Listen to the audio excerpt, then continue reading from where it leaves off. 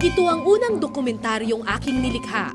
Tungkol ito sa isang malayong sitio sa Mindoro Oriental na nung mga panahong iyo'y di pa nakakatikim ng kuryente. Little Baguio kung kanilang tawagin, isang sityong nabubuhay sa dilim. 3 dekada na silang humihingi ng ilaw at kalsada, pero tila mailap talaga ang pag-asa. Ulo, karas.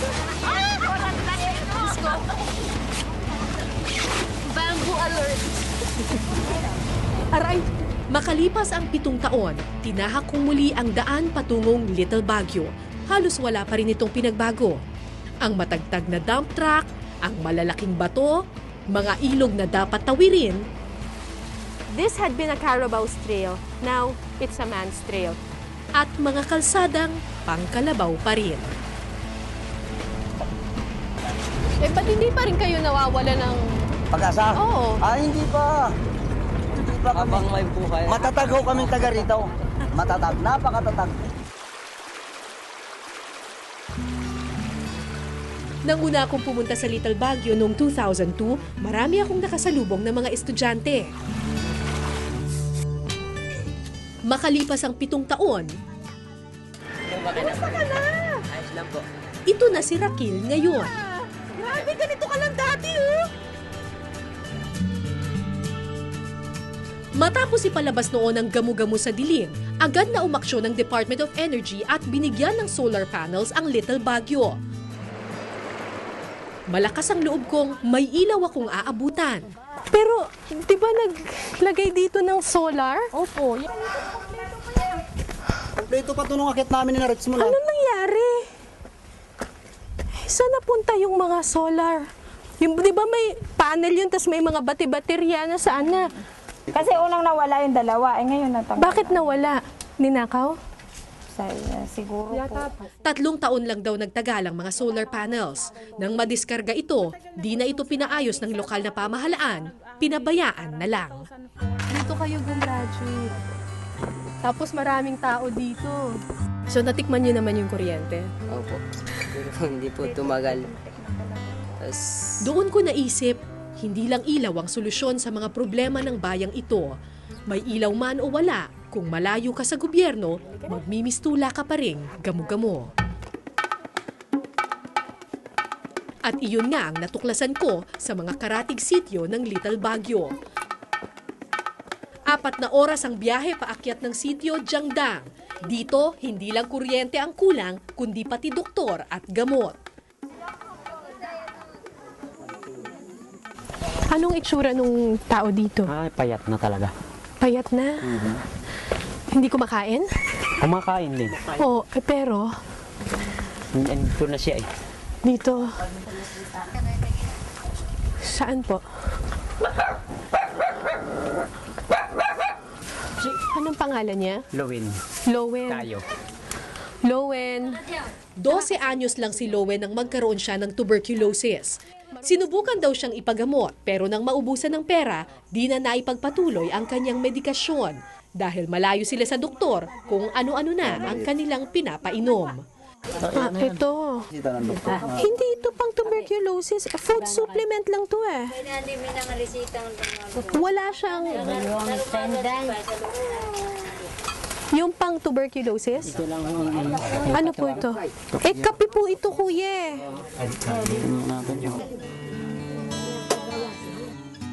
Halos 10 taon nang nakakulong sa kanyang maliit na kubol si Lowen. 6 presong sinintensyahan ng kamatayan. Sa totoo lang, madali nang gamutin ang TB ngayon. Sa ibang bansa, matagal na itong nasugpo dahil sa libreng gamot na ibinibigay ng gobyerno. Pero sa layo ng mga taga rito sa syudad, akala nila isa pa rin itong sumpa. May umaakyat po bang doktor or nurse or dito? Ito, wala. Maliban ho kayo. Mahigit 30,000 ang populasyon ng bayan ng Bansud, pero iisa lang ang kanilang doktor. Kaya di katakatakang may mga taong namamatay na lang nang di man lang natitingnan ng doktor. Pero di sila nag-iisa sa problema. Sa datos ng DOH, mahigit 100 bayan sa Pilipinas ang wala ni isa man lang doktor. kinumbinsi ko ang pamilya na dalhin si Lowen sa ospital. Paano yan dadalhin sa ospital? May duyan. Saan? May duyan. Para Ito? kung lang, pagdala, Ah, pusong. dyan nyo ba lagi lahat dinadala? Oo. Pag may mga sakit dito sa amin, yan ang gawa namin. Duyan ang isa sa pinakaimportanteng bagay para sa mga taga rito. Ito ang kanilang ambulansya.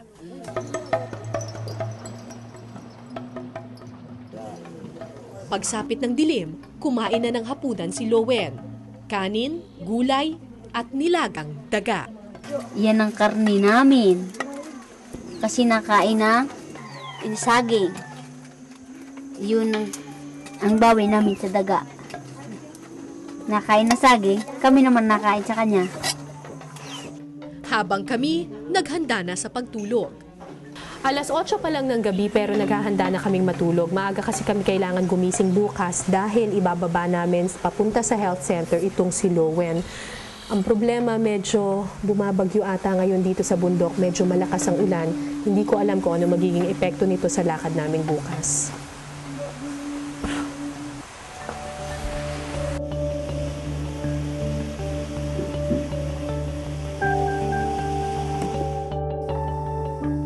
Kinabukasan,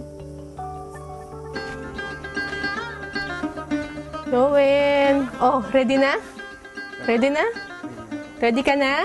Baba na tayo?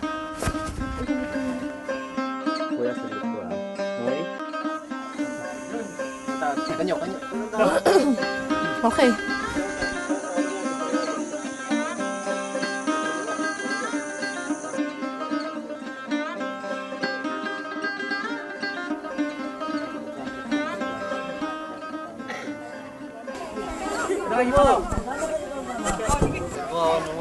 Salamat po Panginoon sa mga taong na handang tumulong sa mga ganitong mga kahirapan, Panginoon.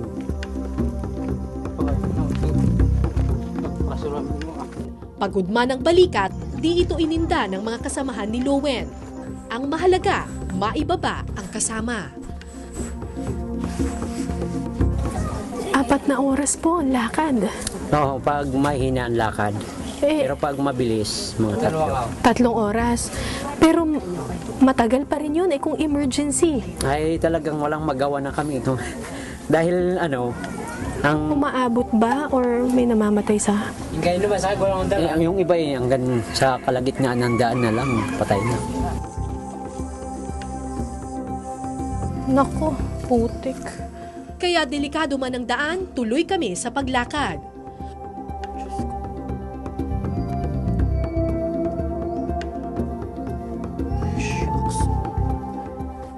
Sabi nila kalahating oras pa daw bago makarating kami dun sa malaking ilog. Pagdating doon, sana meron kaming masakyan na dump truck para maghatid sa amin papunta dun sa bayan. 10 ilog pa raw ang tatawirin namin. Mahigit 3 oras pa ang kanilang papasanin. At gagawin nila ito ng libre, kaduguman nila o hindi ang pasyente. Meron na po bang nakatoka na nagbubuhat o binabayaran po ba yung nagbubuhat? Hindi man. Parang voluntaryo lang. Sadya talaga yun ang kaugalihan namin. Na ano? Tulong-tulong pag may problema ang iba sa amin. Malay mo kung halimbawa iba naman ang may sakit. Gaano man kalayo ang aming nilakad, wala akong narinig ni isa man lang reklamo. Okay, sige po.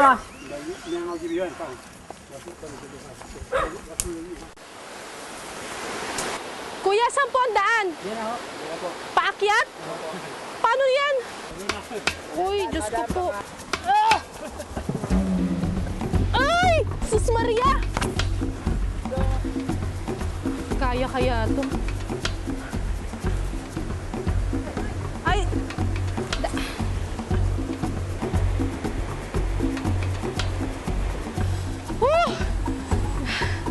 Husay! Sa oras ng kagipitan, lumalabas ang kabayanihan. Bumilib ako sa kanilang malasakit at sakripisyo. Kung di namin maabutan ng dump truck sa ilog, mapipilitan kaming maglakad ng 4 na oras. Makalipas ang ilang minuto,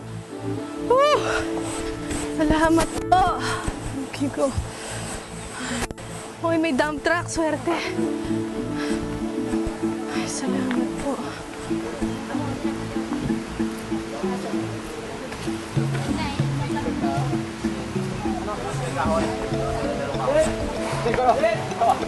Medyo matagtag yung biyahe dito sa truck kasi mabato, tas dadaan tayo sa mahigit 10 ilog. Kaya kailangan ilagay siya dun sa parte ng truck na pinaka hindi matagtag. para masiguradong hindi matatagtag si Lowen, gumawa sila ng kutsyon na yari sa dahon ng saging. Ayan pa.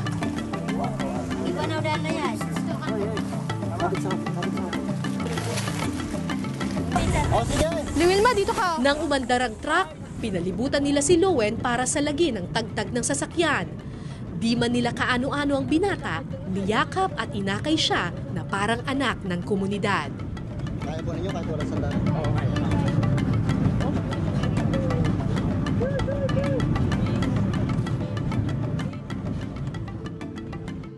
At sa wakas, umabot din kami sa bayan.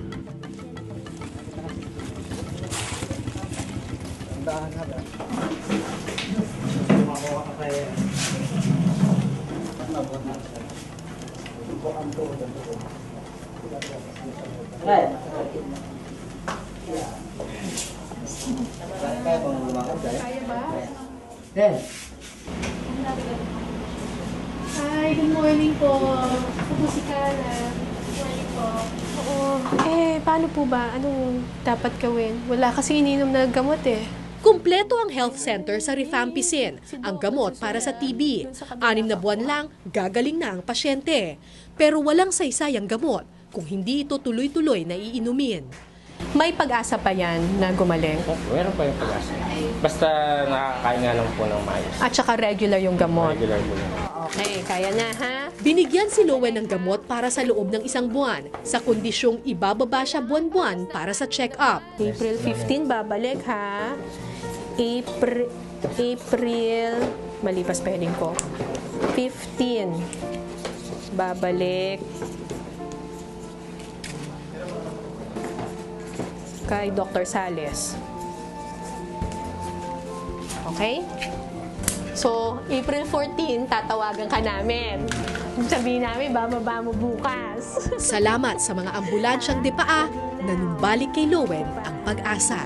Pero marami pa sa mga taga-Bansur ang nagdurusa.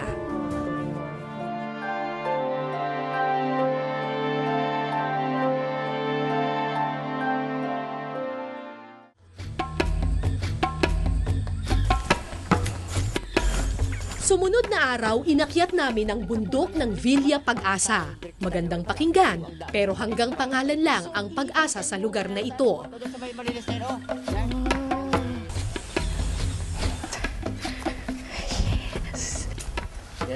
Mahigit 7 kilometro raw ang aming tatahakin. Karamihan sa mga nakatira rito ay mga mangyan at matagal na silang nagtitiis sa kalsadang Pangkalabaw. Ay, Sa lugar nila, bawal daw ang magkasakit.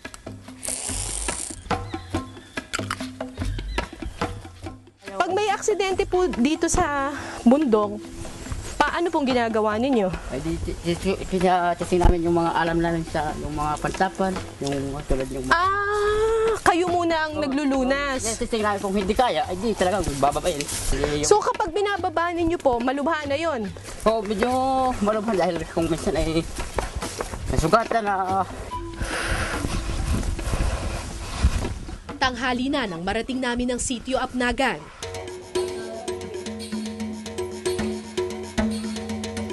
Palibhas ay minsan lang makakita ng doktor, akala ng mga tao manggagamot ako. Di pa man kami nakakapagpahinga, inilapit na sa amin ang isang bata. Ano pong nangyari? Nabuhusan ng bagong kulong tubig ang balat ng sanggol. Natapon po. Yung mainit na tubig. Opo, sa kanyang katawan. Dahil tagalit po siya na bumagsak sa kaldero. Nataranta na po kami, nabuhat ko na siya. Yun, lapnos yung katawan niya. Siya hindi na rin makaintindi dahil umiiyak na siya, hindi na kung sabi namin, dali namin sa pagamutan. Maselan sa impeksyon ang ganitong mga sugat sa balat. Ang problema, paubos na ang antibiotics na nabili nila sa bayan.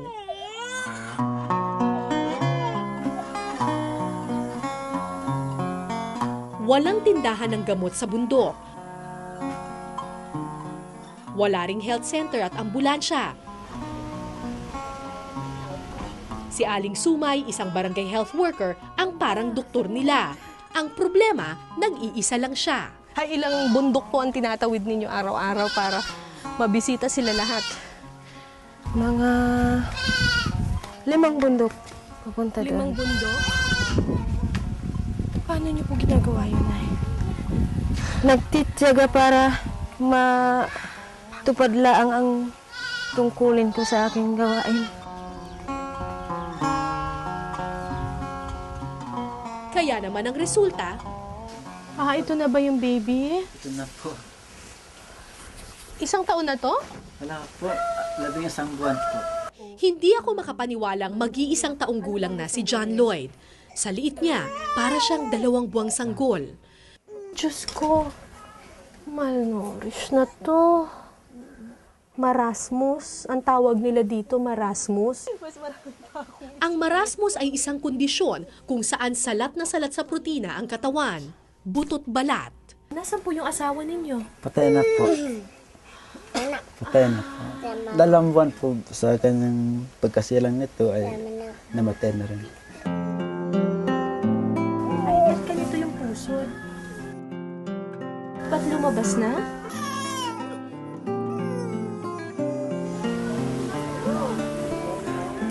Komplikasyon sa panganganak ang ikinamatay ng ina ni John Lloyd.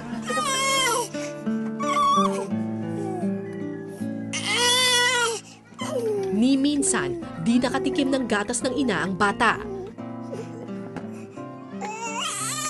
Araw-araw, amlang ang iniinom niya.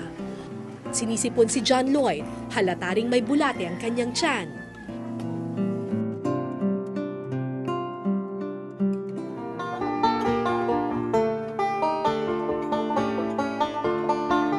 Kinagabihan,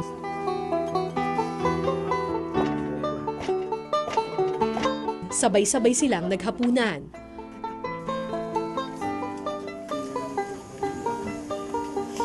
Umaga, tanghali, gabi, ito ang kanilang ulam.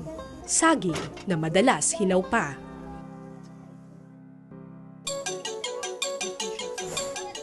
Mahigit 4 na milyong bata sa Pilipinas ang malnourished, isa sa bawat 4 na bata. Pero sa Villa Pag-asa, tila mas mataas pa ang bilang. Ayon sa mayor ng Bansud Oriental Mindoro, prioridad nila ang kalusugan kaya raw siya nagpagawa ng ospital. Paano po yung hindi kayang pumunta sa ospital dahil masyado malayo? Mayroon naman kami naka-standby na 2 ambulansya na ipapadala namin sa Provincial Hospital sa Calapan City. Paano po yung hindi naaabot ng ambulansya? Medyo problema yon, so kailangan natin magkaroon tayo ng access road. Aware po ba kayo na meron yung mga binababa na nakaduyan? Oo naman. Kaya nga nakakaawa sila eh. So, kaya nga ang ginawa natin dyan, kahit kaunti lang ang pondo namin, ginawa namin ng para na mapaayos yung mga kalsada. Pero kung sa amin lang talaga, sa local income lang, hindi talaga namin kaya. Aminado talaga kami dyan. 8 to 9 million pesos lang daw taon-taon ang budget nila para sa proyekto. Budget na kailangan pang paghati-hatian ng iba't ibang sektor. Kung ibubuhos lahat ng pondo sa kalsada, anong maiiwan sa edukasyon, gamot at agrikultura? So kailangan ang tulong ng mga national government katulad ng Department of Agriculture o ng DPWH o ng DAR. Sinisimulan na ang pagtatambak ng graba sa isang bahagi ng bundok. Pero ang tanong, kailan kaya aabot ang kalsadang ito sa bundok ni na John Lloyd?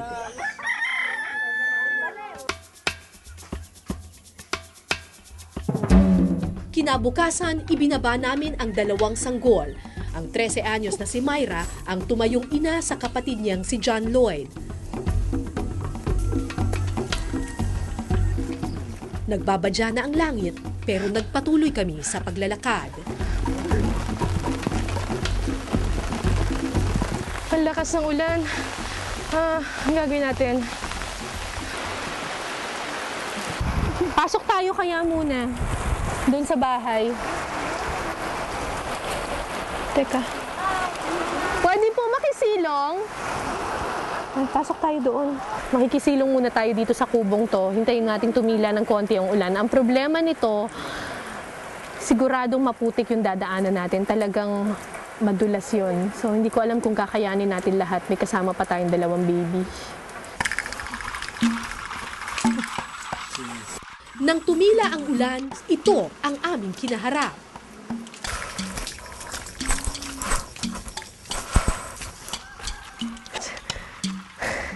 Tanggal na. God! Natanggal na. Ano ba to? Ito ang unang beses na bababa ng bundok si Mang Eliseo, Myra at John Lloyd. Unang beses na matitingnan sila ng doktor. Ilang beses dumumi sa daan ng sanggol. Nauubusan na ito ng tubig sa katawan, kaya binilisan namin ang lakad.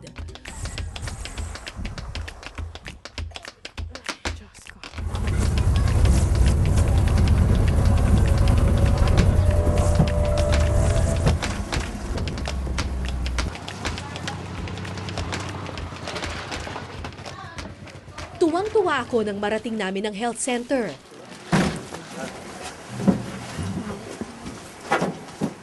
Sa wakas, maipapagamot na namin si John Lloyd. Pero laking gulat ko sa aming dinatnan. Hello po, ako po si Cara. Kumusta po ang inyong Okay lang po. Wala po daw doktor ngayon? Wala po, nasa seminar.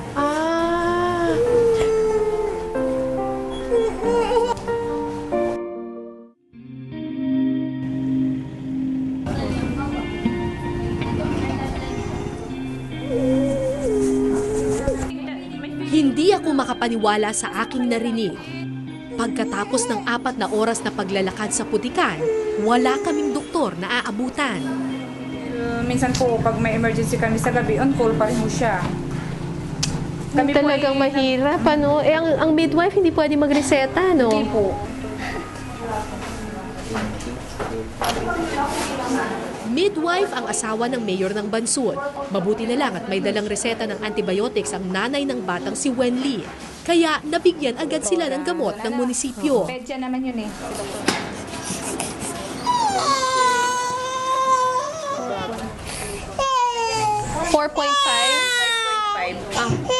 Hindi po. Ito po. Pero nang tingnan ni Mayora ang batang si John Lloyd, alam niyang doktor ang kailangan ng batang ito. Hindi lang daw malnutrition ang problema ni John Lloyd. Bago may hernia pa. May umbilical hernia siya. May ano po? Ito po. Anong ibig sabihin po niyan? Yung kanyang bituka po ay medyo, itong kanyang puso, mayroon pong abnormality na nalabas yung bituka dyan. Ito.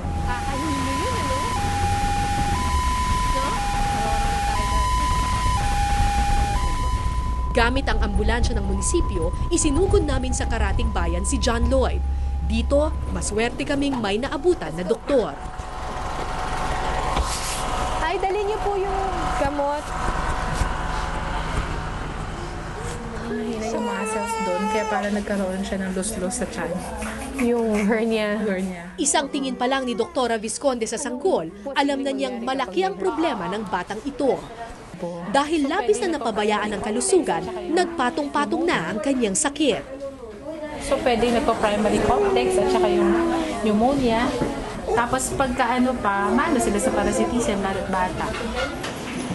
Ayon kay doktora, kung hindi i-confine sa ospital si John Lloyd, maaaring lumala ang tuberculosis nito at lalong bumukas ang abnormal niyang bituka. Sa taniman. Pero ayaw ipa-confine ni Mang Eliseo ang bata.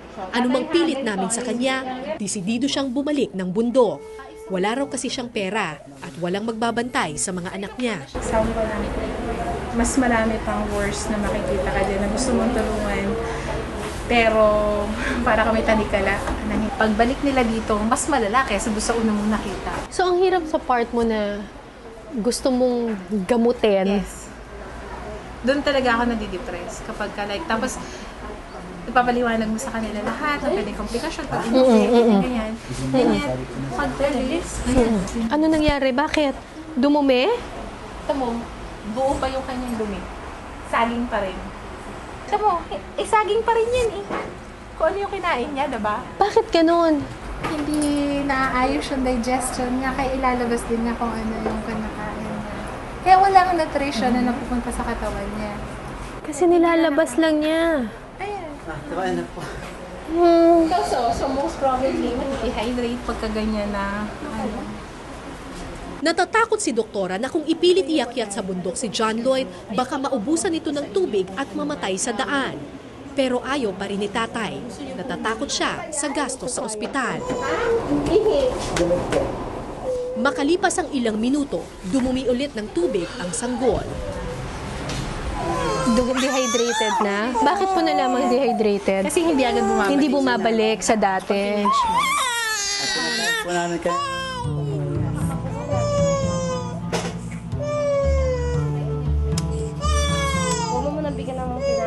Sa lumalalang kalagayan ng anak, walang nagawa si Mang Eliseo kundi ipaswero na ang bata. Nangako ako kay tatay na sasagutin namin ang lahat ng gastos, pumayag lang siyang ipa-confine si John Lloyd. Ito ang unang beses na nakapasok ng ospital ang mag-aama. Tulala si Mang Eliseo habang binabasa ang mga bili ng doktor. At ang 13 anyos na si Myra, kasi, anong problema? Ba't umiyak? Hindi pa po sanay dito sa... Hindi ka sanay dito sa ospital? Natatakot ka? Bibili kami ng gamot ngayon. Ha? Bibili kami ng gatas. Okay? Bibili kami ng itlog para mapapakain sa kanya. Okay? Uuwi ninyo yun. Ito na nandito na sa akin yung reseta Kailangan pong pagkain. hindi ko alam kung paano ko siya mapapatahan. Pilit ko siyang inalo, pero alam kong higit pa rito ang kailangan nila. Makalipas ang 8 oras, bumalik ako sa ospital. Ayon kay Dr. Visconde, hindi na raw dehydrated si John Lloyd at unti-unti na niyang nalalabanan ng impeksyon. Hindi na rin ito gaanong umiiyak. Sana maging yung urn niya, kausapin ko yung isang kababayan ko na surgeon sa provincial. Text tayo. Para kung sakali makamakita. Ito lang yun si tatay. Thank you, Doc. Salamat. Thank you din. Pasensya na kanina. Hindi talaga. Salamat. Sila kita nakita nag-smile Bye-bye, John Lloyd. Hoy! Go rin, ha? Yeah, ha? Alam kong hindi mapapagaling ng isang araw ang batang ito. Alam kong hindi masusolusyonan ng isang tableta ang sakit ng mga taong nasa bundok. Alam kong hindi lang gamot ang lunas sa isang malalim na sugat. Pero hanggat may mga taong handang tumulong, hanggat may mga handang magmalasakit, hanggat may mga balikat at paa na handang maging ambulansya, hindi natutulog ang pag-asa. Ako po si Cara David at ito po ang Eyewitness.